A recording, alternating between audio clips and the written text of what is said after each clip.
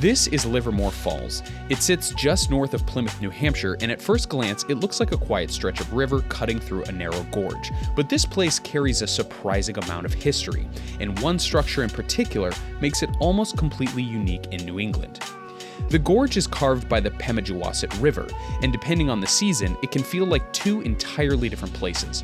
At low water, it's calm and almost inviting, but in the spring, when the snowmelt rushes through the gorge, the river becomes overwhelming, thundering so violently that the ground seems to vibrate almost like a small earthquake. That power is exactly why people have been drawn to this spot for centuries.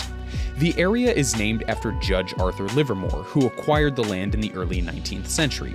Over time, the falls became home to a series of pulp, shingle, and tannery mills, all powered by the river. In 1887, the site even hosted New Hampshire's first fish hatchery, an early attempt to manage and sustain the region's fisheries. A year later, in 1888, Arthur Holmes built the first mill at the falls, but after a fire destroyed that operation, industrialist J.E. Henry purchased the site in 1899 and erected a new pulp mill. Henry initially shipped pulp to other companies, but quickly realized he could make far more money producing the paper himself, so he built a mill in Lincoln, New Hampshire, sending pulp there for processing.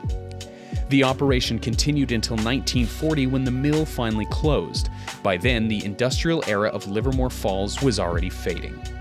But the most iconic feature of the gorge wasn't a mill, it was a bridge. Built in 1886 by the Berlin Bridge Company, the structure became known locally as the Pumpkin Seed Bridge. Plymouth, Holderness, and Camden split the cost, about $4,100, a significant investment at the time. Before it existed, wooden bridges repeatedly washed away in floods, but this iron bridge was meant to be permanent.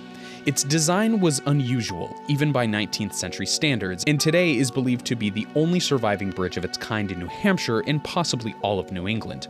By 1959, however, age caught up with it. The bridge was officially shut down, and to prevent anyone from accidentally walking onto it, both ends were cut and allowed the bridge to fall into the gorge, leaving the central span suspended above the river. In 1918, the state had already purchased nearby land to create Livermore Falls State Forest, helping preserve the area as the industry declined. In the 1980s, there were even attempts to build a hydroelectric plant using the old foundation, but nothing ever came of it. But despite that, it remains a lesser-known part of New Hampshire's outdoor landscape. Today, you can find ratchet straps lining the length of the bridge and a rope swing dangling from its suspension. It's a place where natural force meets industrial ambition. The mills are gone, the bridge is frozen in time, and the river keeps doing what it always has, carving the gorge indifferent to the history built along the edges.